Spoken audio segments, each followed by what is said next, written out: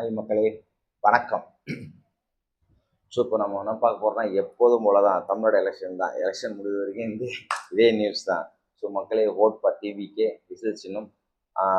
அவர் பெருவாரியான வாக்கு வித்தியாசத்தில் வெற்றி பெற செய்து நம்ம தளபதியை வெற்றி கழக தலைவர் தளபதியை சிஎம் ஆக்குவோம், அழகு பார்க்குவோம். Okay, at the same time என்னுடைய சேனலை சப்ஸ்கிரைப் பண்ணிவிடுங்க, பெல் பட்டன் அமைக்கிடுங்க. ஸோ நானும் உங்கள் ஒரு வேலை முன்னேறுவேன். ஸோ மக்களே, இன்னைக்கு தமிழ்நாடு எலெக்ஷன் பயங்கர பரபரப்பாக போயிட்டுருக்கு. இன்னும் 10 to 9 days தான் இருக்குது. ஸோ அதனால் எல்லா தலைவரோட அந்தந்த மாவட்ட தலைவருங்க, அந்தந்த வேட்பாளர்கள், அந்த கட்சியோட தலைவருங்க உனக்கா எனக்கான்னு சொல்லிட்டு இப்போ ஓட்டு மக்களை எனக்கு கொடுங்க எனக்கு கொடுங்க எனக்கு கொடுன்னு சொல்லிட்டு எல்லாமே ஓட்டு கேட்டு தெருவாக அலையிறாங்க. ஆனால் இந்த எலெக்ஷன் ஓட்டு அந்த கேம்பெயின் முடிகிற டேட் வரைக்கும் தான் அலைவாங்க. அதுக்கப்புறம் அலைய மாட்டாங்க. அது தெரிஞ்ச விஷயம் தான் உங்களுக்கு. ஸோ அதனால் ஓட்டு வாங்குவாங்க, எம்எல்ஏ ஆவாங்க. அதுக்கப்புறம் திரும்பி பார்க்க மாட்டாங்க எதில், டிஎம்கே ஏடிஎம்கே கட்சியில். ஸோ ஆனால் அதையும் தாண்டி இப்போ நான் உங்களுக்காக நல்லது பண்ண வரேன் அப்படின்னு சொல்லிட்டு தான் செய்கிற தொழிலை விட்டுட்டு விஜய் வந்துட்டுருக்காரு. ஸோ எதுக்காக சொல்ல வரேன்னா, ஓட் ஃபார் டிவிக்கு ஏன் சொல்கிறேன்னா, நான் சொல்லலை, எல்லாருமே சொல்கிறாங்க. ஓட் ஃபார் டிவி யங்ஸ்டர்ஸ் எல்லாமே பார்த்தீங்கன்னா ஓட் ஃபார் டிவிகே டிவிகே டிவிகேன்னு சொல்லிட்டு சின்ன வயசுலேருந்து பெரிய ஆளுங்கலேருந்து யாருக்காரெல்லாம் ஓட்டு உரிமை இருக்கோ எல்லாமே ஓட்டு போட தான் துடிக்கிறாங்க. ஸோ காரணம் ஒரு சேஞ்சஸ் வேணும், ஒரு சேஞ்சஸ் வேணும். எங்களுக்கு போதும், டிஎம்கே ஏடிஎம்கே ஆட்சி ஆண்டது போதும், எங்களுக்கு இப்போ புதுசாக ஒரு கட்சி வேணும், ஒரு தலைவர் வேணும், ஸோ எங்களை வழி நடத்துறதுக்கு அப்படின்ற மாதிரி. ஸோ அதனால் அவர் என்ன நினைச்சாருன்னு தெரியல, அவரோட ஃபீல்டை விட்டுட்டு இந்த ஃபீல்டுக்கு வரார், சினிமா ஃபீல்டை விட்டு அரசியல் ஃபீல்டுக்கு வரார். ஸோ அரசியலில் ஒரு சாக்கடைன்னு சொல்லுவாங்க. அது சாக்கடைலாம் ஒன்றும் கிடையாது. சாக்கடை மாதிரி நமக்கு பிம்பம் காட்டப்படுகிறது. அதில் தான் எல்லாமே கோபுரமாக உட்காந்தின்னு நல்லாவே சாப்பிட்ருக்காங்க. சாக்கடைன்னு சொல்லலை, பாதாள சாக்கடை இல்லை. இது ஒரு ஒரு பறக்கும் ஒரு பறக்கும் கோபுரம் தான். இதில் மக்கள் அரசியல்வாதி ஜாலியாக எல்லா கட்சி தலைவர்களும் ஜாலியாக இருக்காங்க.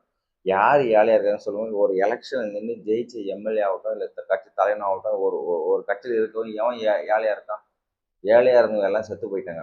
ஸோ காமராஜ் ஆகட்டும், கக்கன் ஆகட்டும், ஸோ நம்ம அப்துல் கலாம் கூட நல்லா இன்ஜினியர்னு அரசியல்வாதி உள்ளே போனார், ஒரு பதவி ஜனாதிபதி இருந்தார். ஸோ எல்லாமே பார்த்தீங்கன்னா பழைய தலைவர்லாம் ஏழையாக இருந்தவங்க எல்லாமே செத்து போயிட்டாங்க. ஸோ அவங்களாம் மக்களுக்கு பணி செய்ய தான் வந்தாங்க, தொண்டு செய்யணும்னு சொல்லிட்டு. மக்கள் பணியை மகேசன் பணின்னு சொல்கிறாங்க.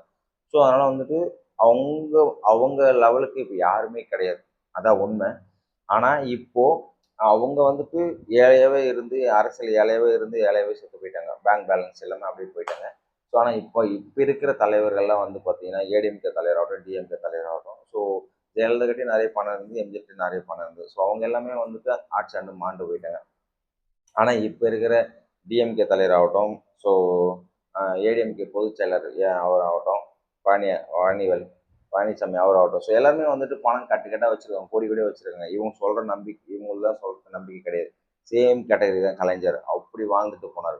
எல்லாமே இப்போ தான் எல்லாம் விமர்சகம்லாம் சொல்லுவாங்க, வாய் திறந்தா பொய் அடிப்பாங்க, அது உண்மை தான். ஸோ மக்களே விஜய் ஒரு புது தோற்றத்தோட, டிவிக்கு கட்சி புது தோற்றத்தோட, சினிமாவில் இல்லாமல் ரியல் லைஃபோட, ரியல் எப்படி இருக்கணுமோ, ஸோ ஃபார் எக்ஸாம்பிள் தாடிக்கோ முடிக்க கூட டை அடிக்காம கூட கலர் சேஞ்ச் பண்ணாம கூட அவர் ரியல் ஃபேஸ் தான். சினிமா வேற, ரீல் வேற, ரியல் வேறன்னு சொல்லிட்டு வந்துட்டாரு. ஸோ ஏன்னா மக்கள் அவரை பார்த்துட்டு பயங்கர கூட்டமாக போடுறாங்க. அதனால் நமக்கு புது சான்ஸ், ஒரு சேஞ்ச் வேணும், ஒரு நல்ல தலைவர் வேணும். அதனால் துடிக்கிறாங்க. ஸோ கூட்டம் எக்கச்சக்கமான கூட்டம், சத்தியமாக. அப்பப்பா, கரூருக்கு அப்புறம் இந்த பக்கம் திருநெல்வேலி சைடு போனாங்க, செம்ம கூட்டம். திருநெல்வேலி மீட்டிங் முடிச்சுட்டு தூத்துக்குடி சைடு ரோட் ஷோ போனாங்க, அதுலேயும் செம்ம கூட்டம். ஸோ கரூருக்கு அப்புறம் கரூரில் இவ்வளோ பிரச்சனை நடந்துச்சு, ஆனால் மக்கள் பயப்படுற மாதிரியே தெரியல. 41 உயிர் போச்சு, 43 உயிர் போச்சுட்டாங்க. ஸோ அதனால் ஒரு உயிர் போனாலும் பெரிய விஷயம் தான், ஏன்னா திரும்ப கிடைக்காது, யாராலையும் வாங்கி தர முடியாது உயிர். அதனால் பார்த்தீங்கன்னா மக்கள் ஆளாலே கூட்டம் அலை மோதுறாங்க. இதெல்லாம் பார்க்கும்போது இந்த தலைவன் தானே கன்ஃபார்மாக 100% ஜெயிப்பான் அப்படின்ற மாதிரி ஆகிடுச்சு. ஸோ மற்ற எதிர்கட்சி தலைவராகட்டும், ஆளுங்கட்சி தலைவராகட்டும், ஸோ அவங்களாம் கதி கலங்கி நிற்கிறாங்க. ஸோ ஒன்றுக்கு ஒன்று அவங்களே அடிச்சுக்கிறாங்க. சும்மா இதை செஞ்சேன், அதை செஞ்சேன், இது செய்யலை, அதை செய்யலை, நீ ஊழல் பண்ண, இதை பண்ண, அதை பண்ண அப்படின்னு சொல்லிட்டு. இதெல்லாம் ஓகே மக்களே. இது எல்லாத்தையும் ஓரம் கட்டிட்டு தான் புதுசா நான் வரேன்டா, வந்து படம் காட்டுறேன்டா அப்படின்ற மாரி விஜய் வந்து வந்து பண்ணிட்டு இருக்காரு. ஸோ அதனால வந்துட்டு மக்களே நாம தான் திருந்தணும். நம்ம வாழ்க்கை திருத்தனா நாம தான் வந்து ஸ்டெப் எடுக்கணும். ஸோ அதுக்காக வந்துட்டு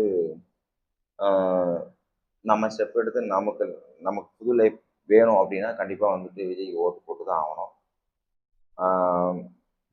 ஒவ்வொரு கேப்மேன் பார்த்தா திருநெல்வேலி டு தூத்துக்குடி ஆகட்டும்.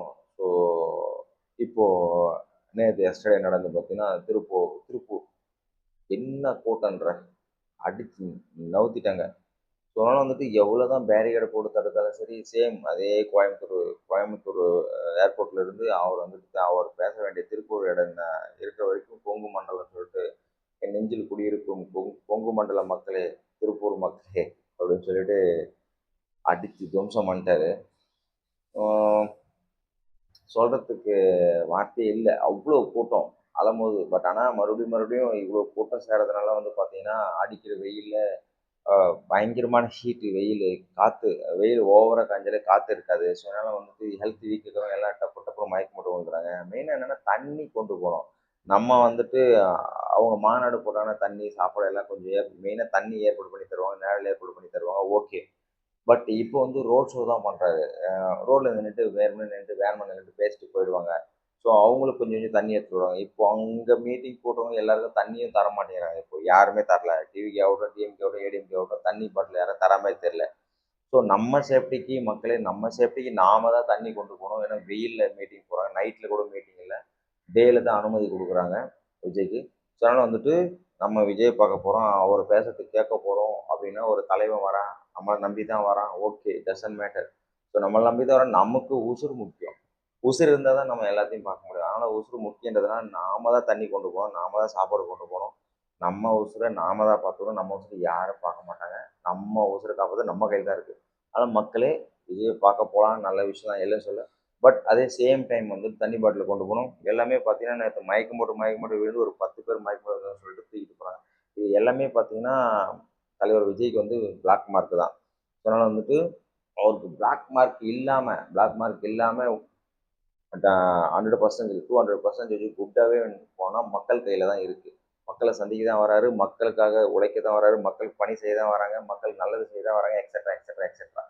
ஸோ நான் வந்து கோடி கோடியாக பணம் வந்து கொள்ளடின்னு நான் வரல. ஸோ மக்களே, முழுக்க முழுக்க உங்களை நம்பி தான் நான் வரேன். உங்களை வச்சு நான் பணம் சம்பாதிக்க வரல, உங்களுக்கு சேவை செய்த நான் வரேன். தயவு செஞ்சு மக்களே ஒரு வாய்ப்பு கொடுன்னு சொல்லிட்டு அவர் இஷ்டத்துக்கு கெஞ்சுறாரு. அதனால் மக்களே, விஜயை பார்க்க போகிறோம், அது தப்பு இல்லை. ஸோ ஆனால் நம்ம ஊசை நம்ம காப்பாற்றணும், தண்ணி கொண்டு போங்க.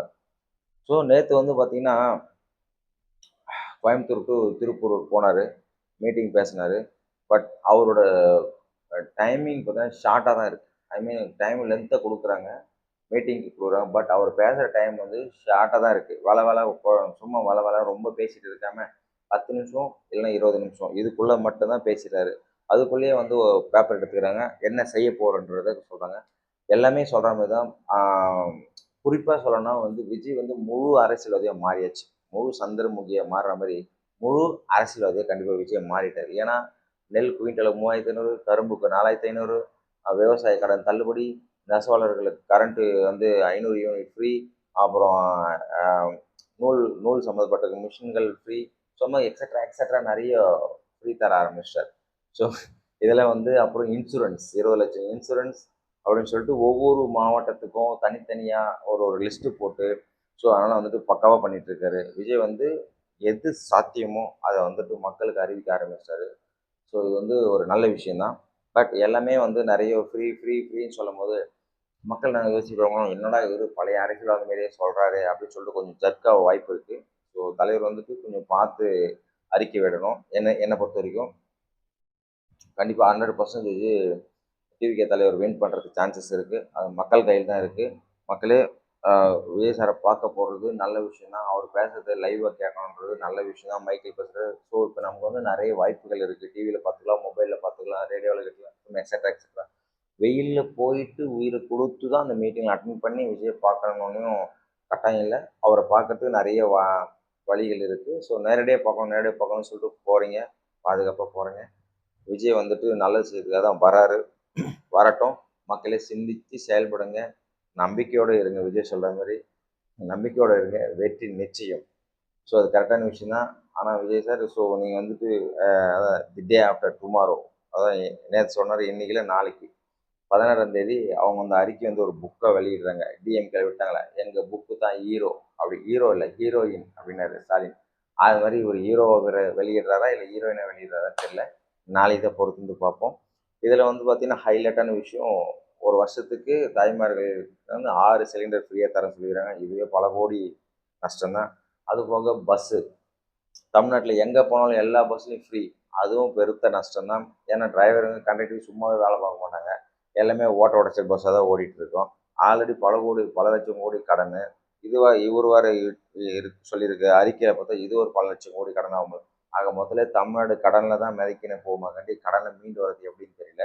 ஸோ அதனால் வந்துட்டு வேறு வழி இல்லை. அரசியல்வாதிகள் வந்துட்டு இப்போ இருக்கிற அரசியல்வாதிகள் கூட போட்டி போடணும்னா மக்களுக்கு நான் இதை செய்வேன் அதை செய்வேன்னு சொன்னால் மட்டும்தான் ஓட்டு போடுவாங்க. ஸோ அதனால் வந்துட்டு எது சாத்தியமோ அதை மட்டும்தான் சொல்வேன். டிஎம்கே அடிக்கிற மாதிரி நான் பொய் சொல்ல மாட்டேன். முழுக்க முழுக்க உங்களை நம்பி மட்டுமே நான் வரேன்.